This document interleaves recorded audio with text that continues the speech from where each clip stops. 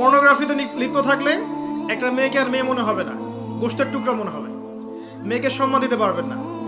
যদি আপনি কখনো বিয়েও করেন, বৈবাহিক জীবনে আপনি সুখী হতে পারবেন না, আপনি স্ত্রীকে সন্তুষ্ট করতে পারবেন না।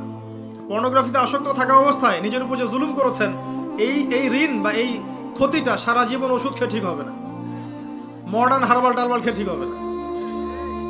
অতএব পর্নোগ্রাফি, মাদকদ্রব্য, ডিজে সং, 31st নাইট, এগুলো থেকে একজন মুসলিম যুবক 100 হাত কেন সহস্র কোটি হাত দূরে থাকবে, এটাই কাম্য।